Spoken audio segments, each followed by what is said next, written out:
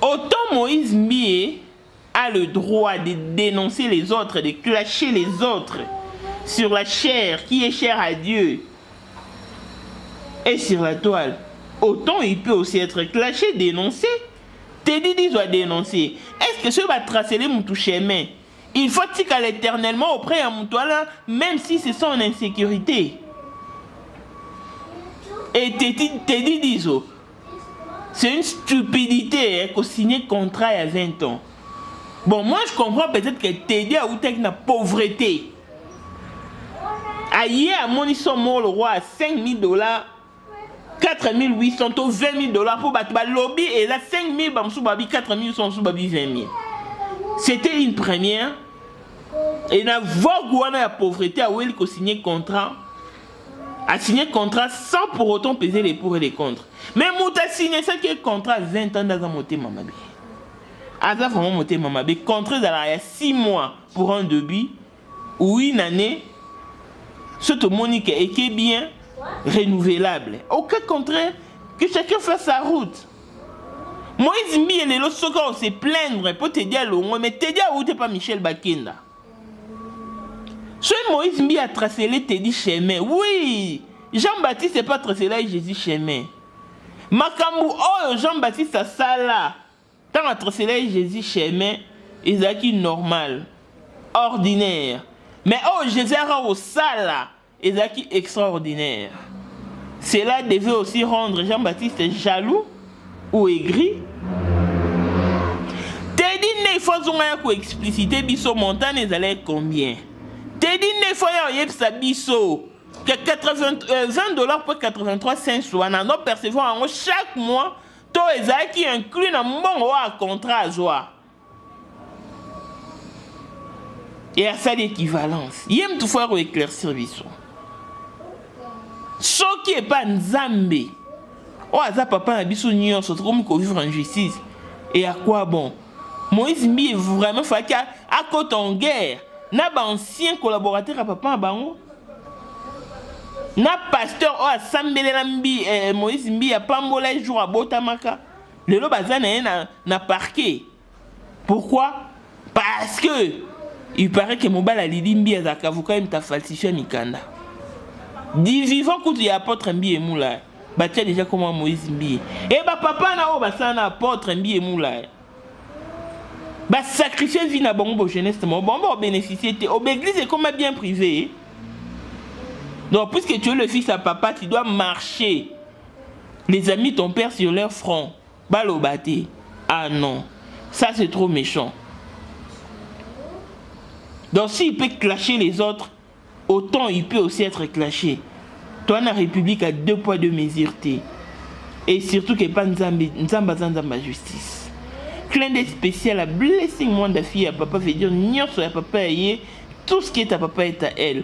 Paul Monde autrement dit Porsche qui a un modèle chanteur Android monstre blanc. Miros Bintou grande sœur propre en London ya Willy Timbalanga. Fabienne Kabir.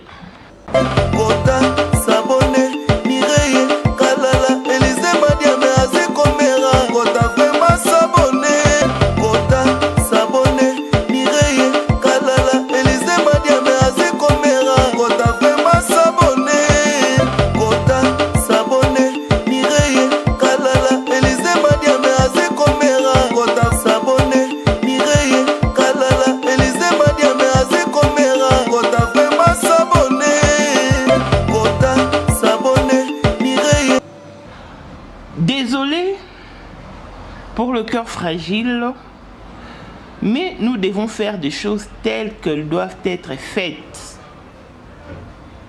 Nous ne sommes pas dans une république de 2 poids 2 mesures, non. Ceux qui ont prôné Mboka-Nabiso et à l'état des droits, nous souhaitons que tout homme soit égal devant la loi. Namboka, un pays qui est rempli de l'injustice. Et à combien plus forte raison et pas Nzambe. Oh azala juste. Oh azala muta 2 poids 2 mesures te. Oh atala titre mutu te. Oh asela mutu selon mérite nae. Moïse Mbie n'est pas l'unique fils de Dieu au Congo, non. Et à la Moïse, autant Moïse a moi Nzambe, autant Teddy dit au pas à moi Nzambe. Autant Moïse a ses caprices et autant Teddy a ses caprices. Kobanda Oloba, quelle ingratitude, a manifesté ingratitude à l'égard de Moïse Mbie. Babimisiye, batracela qui est là. Oh oui. Vous avez parfaitement raison.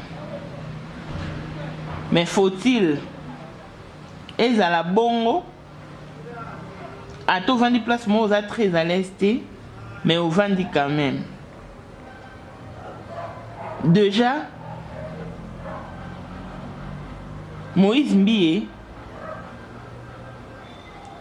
Azanzambete,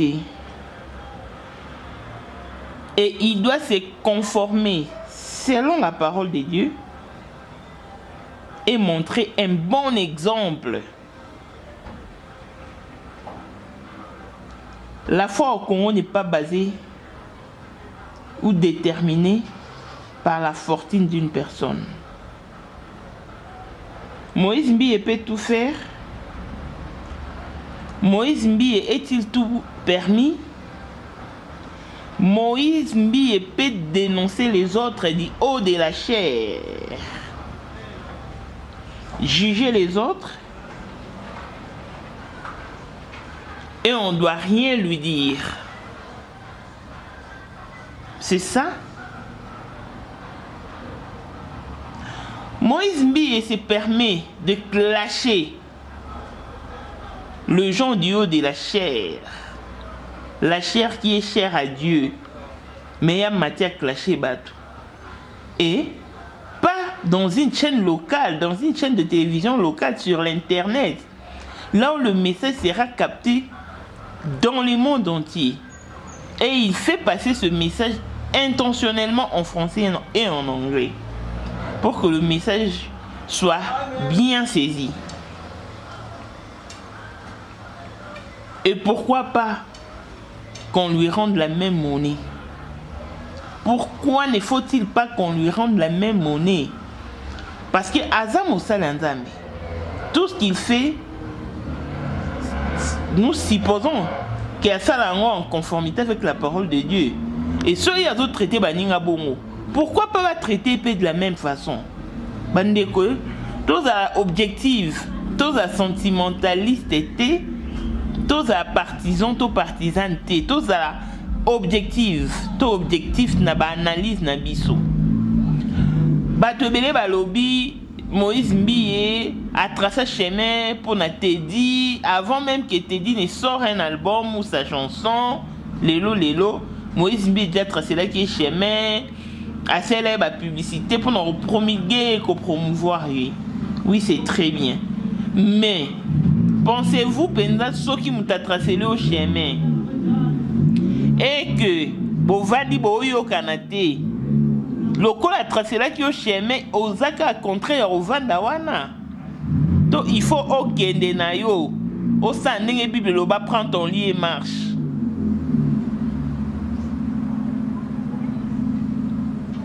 Moïse Mbie a vraiment la matete, vrai non moi l'obaki. Dans ce pays, a clashé là, bateau y a clashé là. Bah propos y a tenaki. C'était pourquoi? C'était pour quelle finalité? C'était pour déclencher une guerre.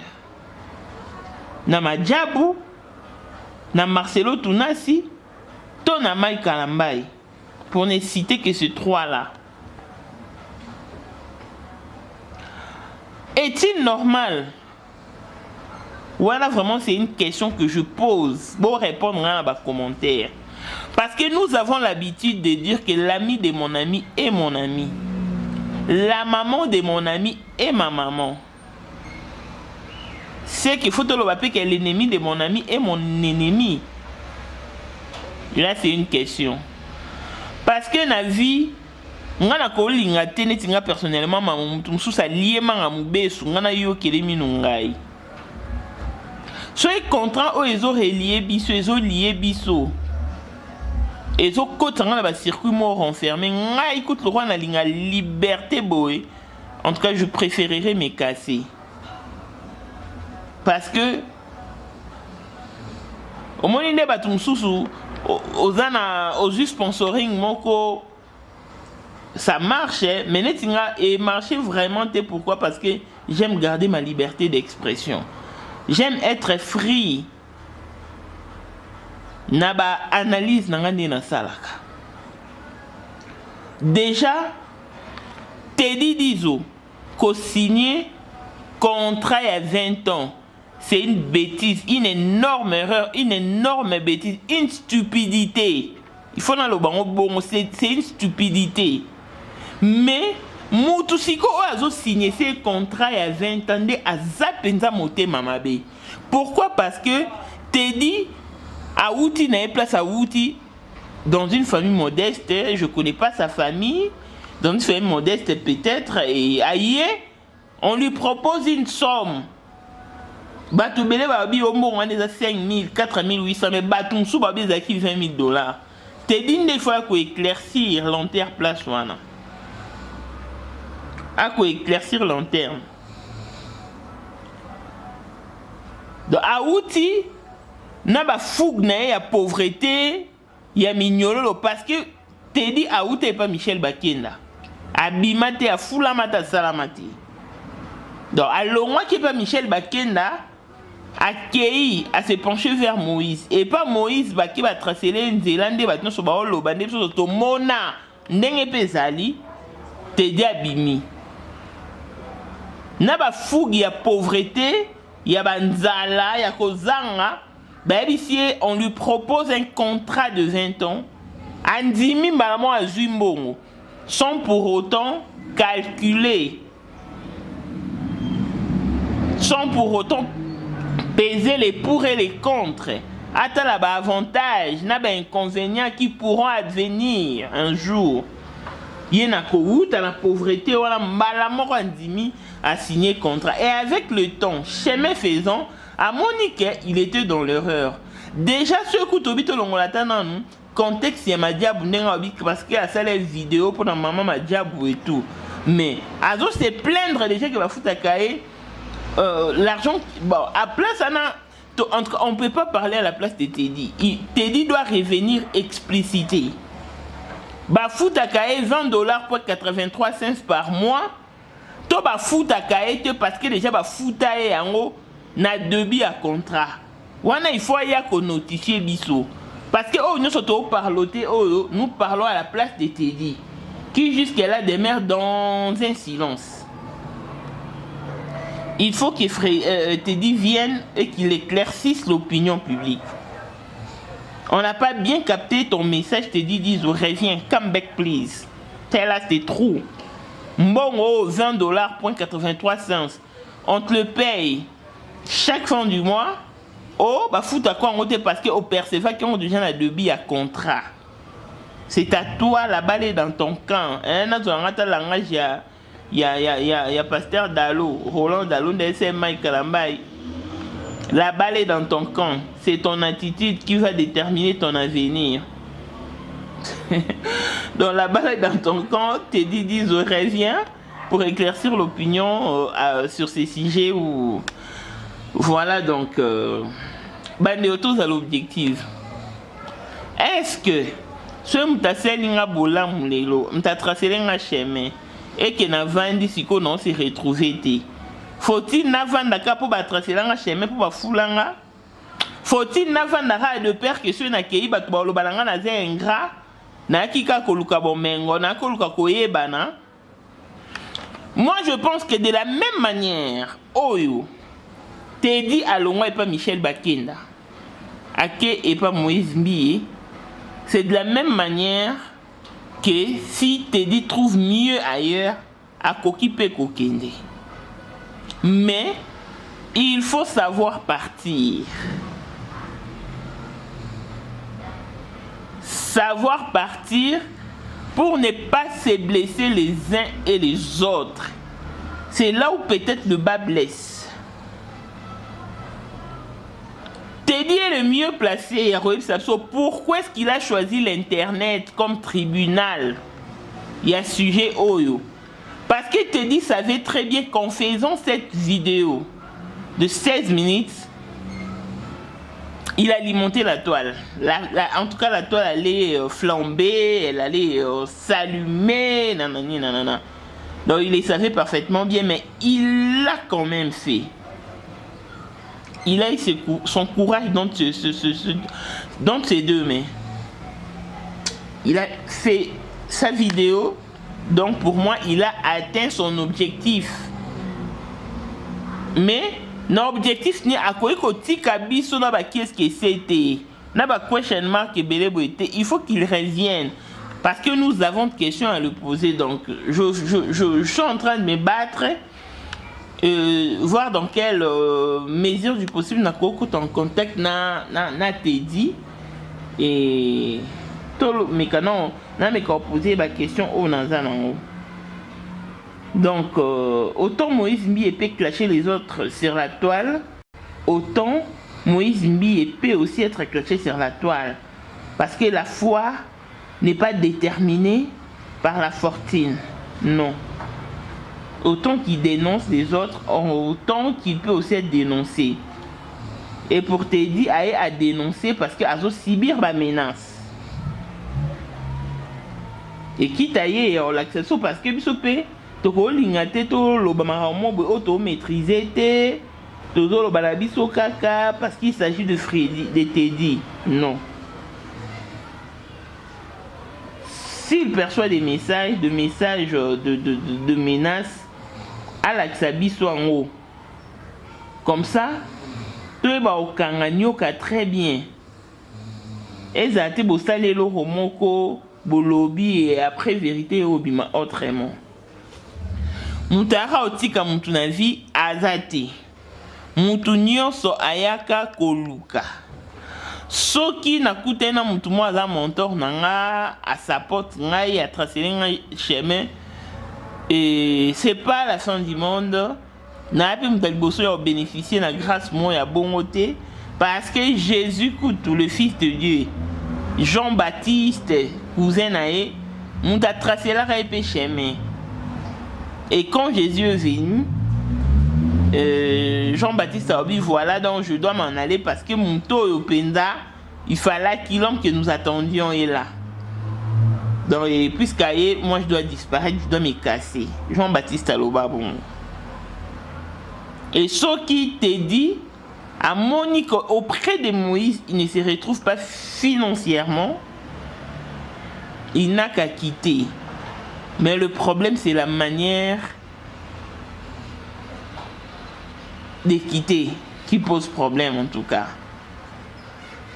C'est la manière de quitter. Voilà pourquoi un artiste doit toujours avoir un manager, des conseillers et tout. Et moi je me demande toujours, et l'autre musicien a dit surtout ba pasteur on ba salaka. Ba ça vraiment conseiller, ba consulta, ba ancien, ba conseiller na bango, ba manager na bango. Ben ça bon, c'est bon, vous pouvez flamber la toile. Et bon ba yé, ba ça na moment ba salaka. Du coup, Moïse Mbi a flambé toile et puis du coup, non le baissou t'es pas mon temps salé loro azate. Et tika non bon. Tant ba bandolo bobo arrêtez de nous distraire. Oh, arrêtez de nous distraire par rapport à quoi? Moïse Mbi n'est pas tout permis. Parce que Moïse Mbi est mo azomi luke la bitumba. Ce que j'ai commis luke la bitumba te. Boye bisangai, bon ancien collaborateur. Nyonso ya papa nae o to benga ba compagnon de lutte baza wapi. Imaginez si ko Moïse Mbi na ba ancien nyonso wana baza na parquet. Et pourquoi baza na parquet? Parce que Moïse Mbi a juste cité bête le quoi un bien privé, le quoi un bien familial. Donc les gens qui ont combattu avec ton papa pour nous avoir une importance.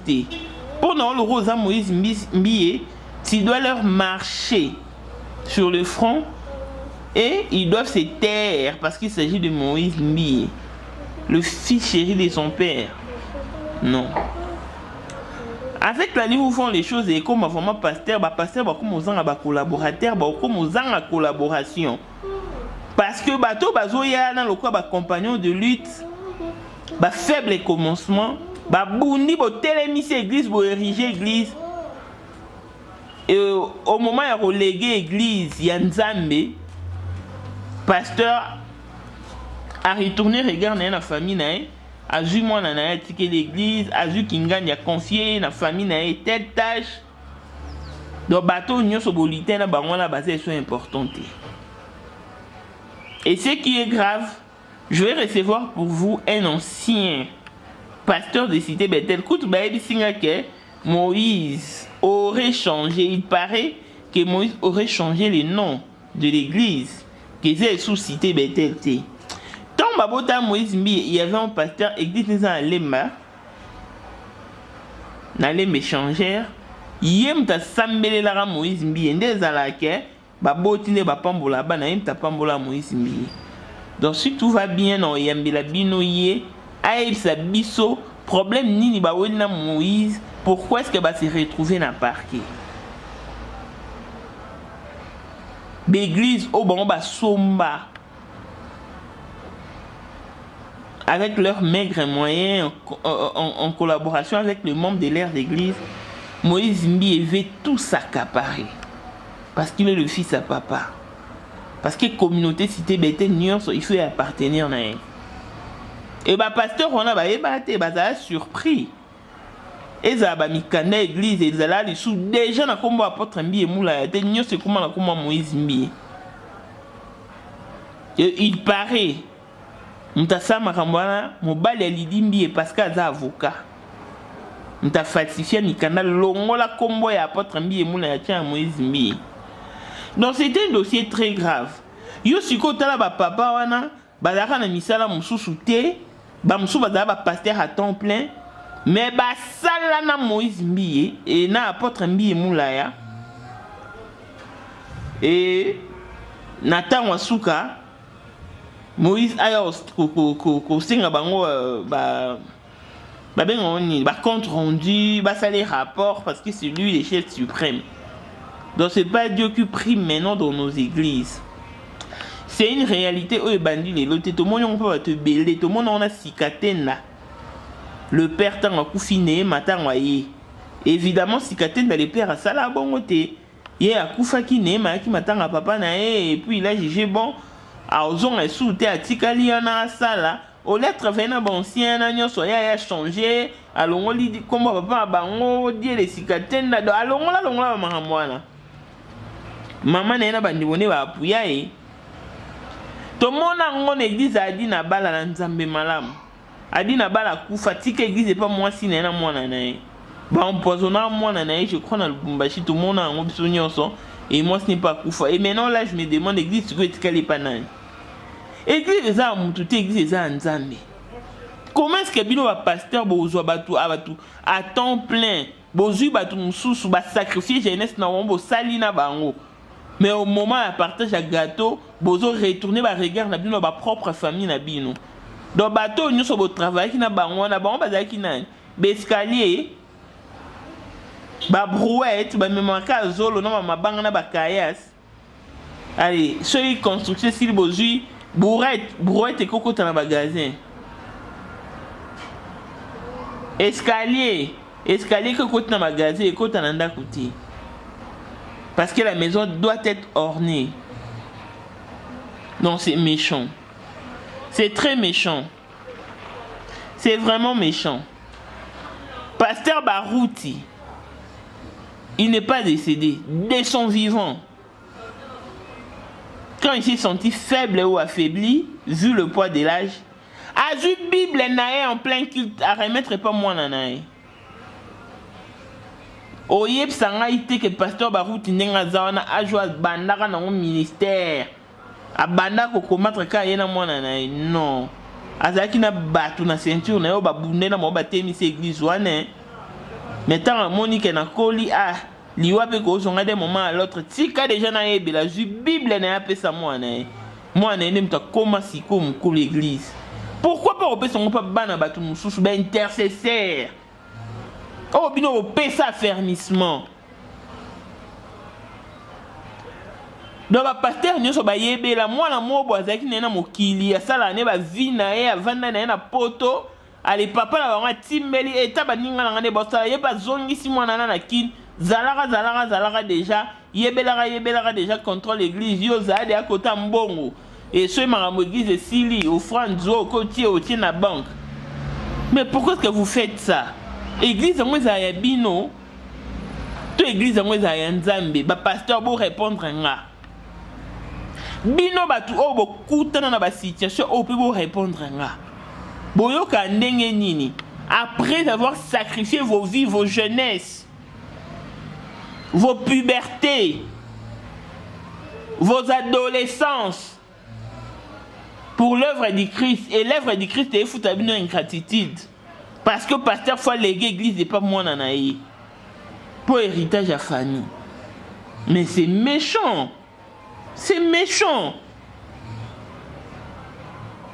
Donc pour ce qui est beau, c'est que comme à chaque famille na église na ba famille basa l'église na ba pour ce papa koufi allez atikeli ban église na ba bana na église na bango au moins le pasteur mo penza sala na communauté mo songolo pasteur wana kufa mais moi si na bana na e batikala na bango bongo église on est celle bango sur l'oroté. Mais pourquoi tout ça? Pourquoi? Pasteur Akoufi, oui.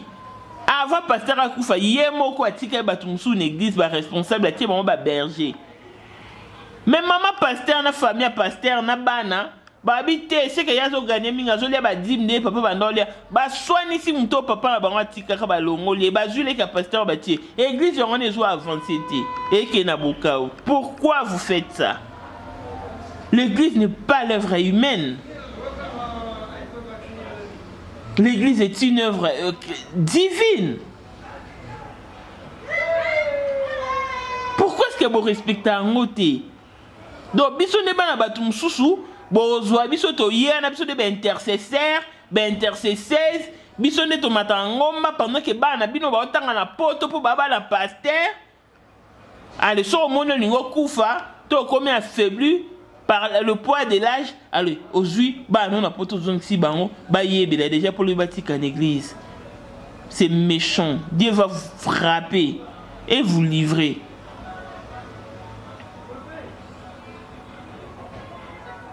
Moïse Mbi était méconduit. Peut-être ta famille n'a pas eu besoin d'azati. Peut-être n'a besoin d'azati. Ngana ebi lidimbi etant azora zemi. Parce que Lidimbi Azora Zemi avant kota mariage. Et papa Baranzara très furieux. Ce Lidimbi Orlande d'émission, elle se souviendra. Mobali n'est en qui se présentait pas à Bango. Papa Baranzara très furieux, très énervé. À Boyaka. Corona Bango lobby, baba la moi si n'a imité pas Balouba. Ba paye sa symbole, ba yo paye sa symbole ya $100, mutalia $100 wana ba paye sa ya mbongo aliba la didimbi. Tanga zo azemiza évêque Pascal Mukuna. Yemta kindaka ko maîtriser apôtre Mbi Moulaya. Mais à l'époque, c'était les Aka une très grande église avec de braves serviteurs de Dieu. Où était Moïse? Où était Moïse? Donc papa nyonso wana lelo ba une importance parce que Moïse Mbi ndaza fils à papa. Ah non, c'est méchant. Lidimbi, maman, conseillera ndekono. Oko yo mutu moko bando zo ba problème mokili mobimbate. Té. Maintenant pour sa sécurité, il veut que ses ennemis deviennent aussi les ennemis de son entourage. Pour qu'ils se sentent en sécurité. Parce qu'il a des problèmes par-ci, par-là. Non. Les choses ne doivent pas fonctionner de la sorte. Non, faisons les choses autrement, faisons les choses bien, faisons les choses bonnes, en mettant tout le monde à sa place.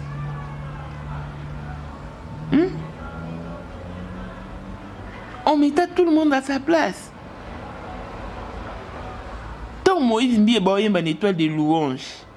Azaki serviteur de Dieu, mais dans la cité Bethel, il y avait des serviteurs de Dieu. Et à l'époque, déjà, on empoisonnait l'apôtre Mbi et Moulaya. Azaki est pour les soins médicaux. Azaki en charge d'exister. Et ça, papa, on a nyonso le Moïse Mbi à se mettre en guerre contre Bango. Ne bazouaka relève à cité Bethel. Et le lot. Oh, et franchement, ça me dépasse. Toi, cité Bethel. Pro Moïse Mbi. C'est réellement bolingue botali c'est kana libunga. C'est méconduire. Ok, na méconduite, ok, na perdition. Ce qui n'est pas un acte de bravoure. Ce qui n'est pas un acte louable. Non. Non. Retour à la parole. Respect aux aînés. Respecte les amis de ton père. Les compagnons de lutte de l'apôtre Emmanuel Mbi et Moulaya. Ils méritent leur respect. C'est quand même pas normal.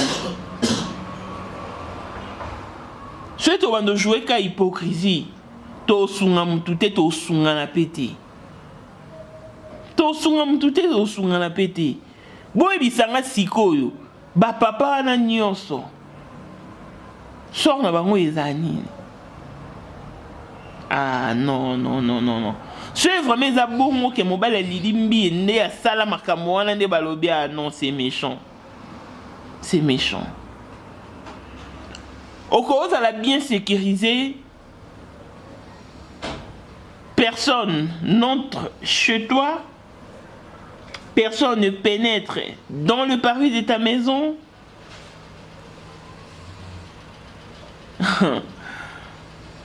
Parapluie contre la fureur divine et Zalarate. Parapluie, on s'est protégé contre Kanda Nzambe et Zalarate. Et Zalarate. C'est vraiment méchant. Donc si c'est normal, Moïse Mbiaya na chera lobama mnyoso lobaki, pasteur Moko a bengi moi si Moko ba comploter contre nga vraiment na batete vraiment ko na bengi na bisenga na kenda na straight. Na okisi enregistrement na loba. Donc yenda na droit ça la batu bongo yeba sale bongo te. Non, à se conformer à la parole de Dieu, bande tout tika sentiment. Tout tika sentiment. Qui simili.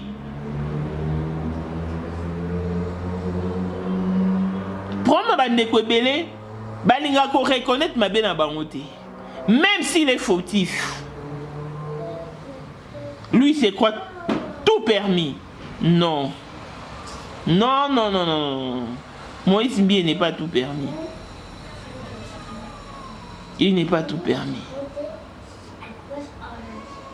Dans le fait de signer, si tu dit, contrat à 20 ans, cela prouve la suffisance que Moïse aura monté Mamabé. Parce qu'il a 20 ans, mais tu dit, on va la succès si litre.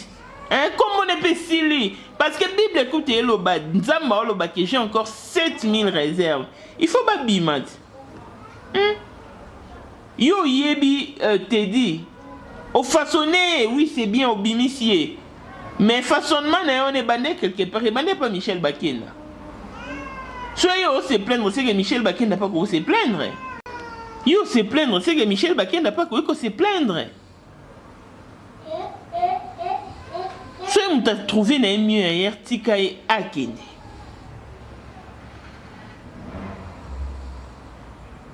Tika kende aza libre. A moi na papa on a maman on a ba responsabilité na e ana ba projet na zo so azo envisager c'est pas que n'est pas ma diable et talika e. Mais te dit yo ebisi biso que yo so ma diable bengi oloba non hein. O dit que ba archive wana to bombeli on to koto na ba archive. Vidéo na wana moni ça non objet il y a flamme na toile mais tu es longo déjà dans l'archive. On dit jamais dans la vie. On ne dit jamais dans la vie. Il faut toujours dire plaise à Dieu, surtout quand on est chrétien.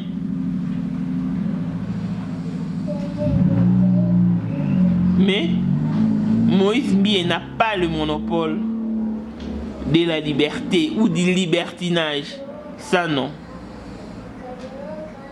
Tu es dans mon kilito, prôner état de droit et à combler plus forte raison dans mon Nzambe. Nzamba papa abisso nyonso. Clin d'œil spécial et beaucoup de respect à papa Gaston Quentin. Les proprios de l'agence Avida Vie, hein? Papa Gaston Quentin, merci beaucoup pour votre soutien et votre attention. Voilà. Donc, je vous ai posé des questions qui méritent des réponses. Est-ce que les ennemis de mon boss doivent être mes ennemis? Bon, ceux qui sont camarades de boss, c'est que les ennemis ne peuvent pas être ennemis. Donc, répondez. Et donc, voilà. Est-ce que Moïse Mbie a un monopole à libertinage? Il a clashé qu'on dénonçait, dénoncer. Donc, voilà. Longévité et bonne santé à tous. Pour ceux qui ne me connaissent pas, je suis Mireille Kala, la maman internationale, maman blessing, la voix des sans-voix. Norbi Pendatos à la objectif d'analyse, on a ligne sentimentée. La ligne sentimentée, tout ça analyse mon objectif. Poto sunga. Donc, c'est la fin de ce numéro. Si vous avez aimé, dites merci aux médias Maman International. Jean-Pierre qui baisse des Panama, Marie-Jeanne qui baisse Ndongala à Paris. Pasteur Abibon Kaloula, Moutouatika FN Bina défaut. Moutema Bénédicte Kaloula, la flèche montante. Et Élisée Madiam de mon cœur. Vécation qu'à la maître salopard papa n'était dans Kenji Noah et Mireille Titer. Toute option bossum pour n'a papa la Merlin Serge Madiam. Pasteur Désiré Kalala, il y a Rachel Kana Cape Town. Voilà. Likez, commentez et partagez nos vidéos. Si c'est votre première fois de tomber sur cette chaîne, n'hésitez pas de vous abonner. Et aussi cliquez sur la cloche de notification pour avoir toutes nos vidéos en ligne une fois postées. Alors on se retrouve au prochain numéro. Bye bye.